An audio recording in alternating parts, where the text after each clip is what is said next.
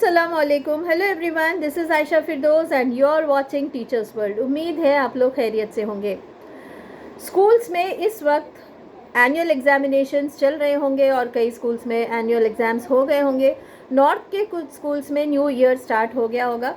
तो this is the scenario. So now this particular video I am going to talk about हम किन directions में सोच सकते हैं जब आपके स्कूल में एनुअल एग्ज़ाम्स ख़त्म पे है एंड देन आपको कुछ क्या कुछ कर सकते हैं आने वाले न्यू एकेडमिक ईयर से पहले। तो चलिए आगे बढ़ते हैं without wasting time. Let's first of all, अगर अभी तक आपने सब्सक्राइब नहीं किया है और आपका स्कूल है और आप एजुकेटर हो तो don't forget to like, share, comment and subscribe to my channel and press the bell icon so that you get notified whenever I post a new video. Now, so as I told, exams are either going on or finished. So for those who are yet to complete the exams, and after which the first task will be about ongoing exams में ही the corrections वाला task है। तो corrections के लिए भी proper parameters, आप being an educator, अगर आप leader हो, school leader हो, आप अपने teachers को सही से the parameters और what are corrections कैसे किए जाते हैं उसका एक बिल्कुल short and sweet sessions with mark distribution, क्योंकि टीचर्स अक्सर एनुअल एग्ज़ाम में बहुत ज़्यादा लीनियंट हो जाते हैं सभी को पास करने के उसमें।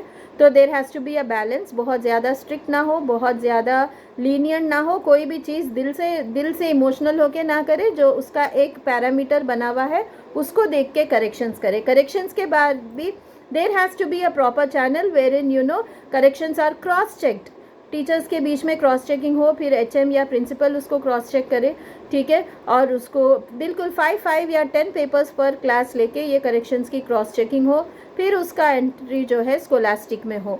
ये वाला एक तरीका है। स्कोलास्टिक की भी क्रॉस चेकिंग होती है, ये सारी चीज़ें। एंड रिज़ल्ट डे के दिन जो रिमार्क्स लिखते हैं टीचर्स रिपोर्ट कार्ड्स में, वो भी बहुत अच्छे से रिमार्क्स लिखिए। इसके ऊपर भी मैंने एक वीडियो बनाया था, हो सके तो आप डिस्क्रिप्शन में देखिए, मैं रिमार्क्स का एक पीडीएफ अटैच करती हूँ।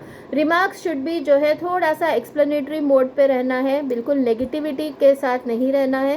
Positive comment with a hope, एक होप के साथ, इसमें और अच्छा कर सकते, इसमें ऐसा कर सकते। चलिए, ये हो गया करेक्शंस और रिजल्ट डे को भी इंटरेस्टिंग बनाने के लिए आप क्या कर सकते हैं ये सोचिए, और आप अपने आइडियाज़ को टीचर्स वर्ल्ड पे भी शेयर करिए, आप कमेंट सेशन में लिखिए ताकि दूसरों का फ़ायदा हो।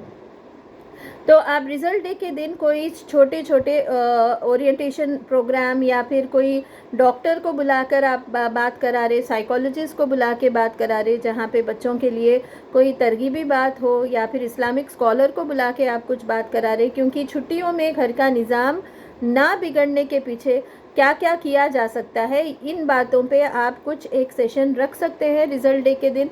You can identify a particular group wherein you can have this sort of a programme in your school, and I highly recommend it is for high school parents. High school parents को अगर आप एक session रखते हैं psychologist से या कोई Islamic scholar से, तो बहुत अच्छा होगा रिज़ल्ट डे के लिए। साथ ही साथ आप ये काम करिए। उसके साथ साथ नेक्स्ट आप आने वाले रिज़ल्ट डे के दिन आप पेरेंट्स को ये ओरिएंटेशन या फिर ये कोई प्रोग्राम के साथ साथ और आप क्या दे सकते हैं, आपकी काउंसलिंग कैसी होनी चाहिए, and then are you getting ready to give holiday assignments. Holiday assignments के पीछे आप बिल्कुल थोड़ी सी मेहनत करिए, अच्छे से कंपाइल करके बच्चों को सेंड करिए। असाइनमेंट बोरिंग नहीं रहनी चाहिए, assignment has to be very interesting. बच्चा जो है खुशी खुशी के साथ वो असाइनमेंट कंप्लीट करे। मेरे पिछले वीडियोस में ये मैंने कंप्लीट डिटेल्स दिए हैं कि किस किस्म के होमवर्क्स हमको देने चाहिए, और उसको मैंने पीडीएफ भी अटैच किया है। So make it a point like give a holiday assignment and make it an intention like the students should have a proper routine in holidays. अगर वो रिश्तेदारों से भी मिलने क्यों ना जा रहे, कोई प्लेस पे घूमने क्यों ना जा रहे, मगर उनकी लर्निंग हो और वो लर्निंग को शेयर करने वाले बने। Sharing is one very important aspect. As parents and teachers we should not miss on this.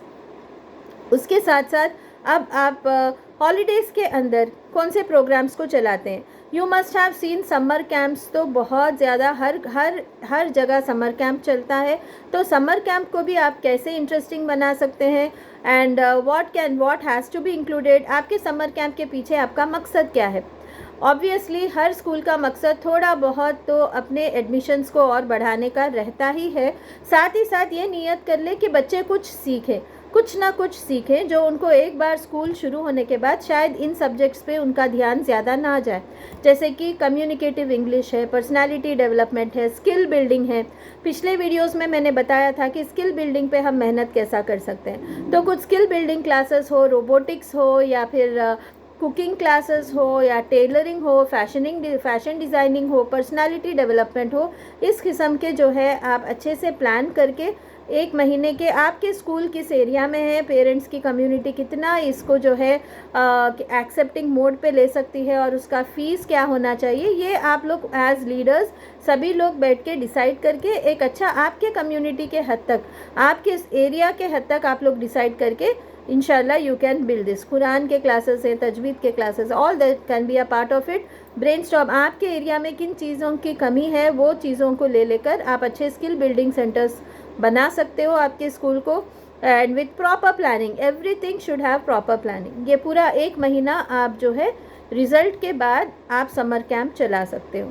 At the same time आपने एकेडमिकली भी आइडेंटिफाई कर लिया है कि आपके स्कूल के बच्चों में अभी तक भी जो बेसिक्स में प्रॉब्लम है, तो आप जो है कुछ बेसिक क्लासेस भी रख सकते हो, कुछ बेसिक क्लासेस जहाँ पे बच्चों को कॉन्सेप्ट्स वाइज बेसिक्स भी होंगे, लैंग्वेज के बेसिस भी होंगे।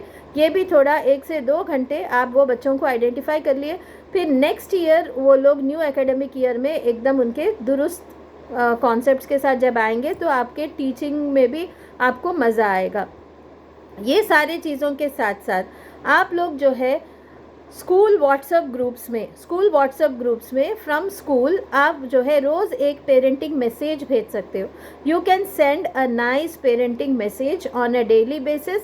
आपके सोशल मीडिया टीम के साथ आप बैठ जाइए, एक मैसेज आप भेज दीजिए, कभी प्रिंसिपल ने बात कर ली, कभी आपके स्कूल के डायरेक्टर ने कोई मैसेज दे दिया, इस तरीके से तो आप वीडियो वाइज मैसेज भी दे सकते हैं। साथ ही साथ आप एक फ्लायर की शक्ल में उसको कहीं पे डिज़ाइन करके एक पॉजिटिव मैसेज भेजने का आप दे सकते हैं। ओके, और ये जितने स्किल बिल्डिंग क्लासेस वगैरह है इसमें आप पेरेंट कम्युनिटी को भी इन्वॉल्व कर सकते हैं। आपके पेरेंट्स में अच्छे एजुकेटेड पेरेंट्स हैं, जिसकी कोई स्पेशल स्किल है, काबिलियत है, आप उनको भी रोप इन कर सकते हैं।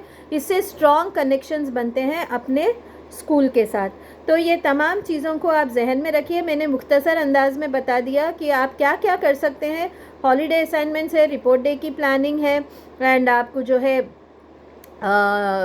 what I said was this one, holiday homework as I said, and you know skill building programs in 1 month summer camp and all these things, and orientation, counseling, all these things can be covered inshallah with a little bit of, फिर आपके एक तरफ आपके office जो है admissions का काम करेगी एंड काउंसलिंग और एंट्रेंस का काम चलते रहेगा। तो I know that every school is occupied with these task. Just remember the intention behind each task, and you know properly you plan for it and then go for it inshallah. And if you have any ideas to share, don't forget to share it in the comment section. Jazakallah khair. Thanks for watching.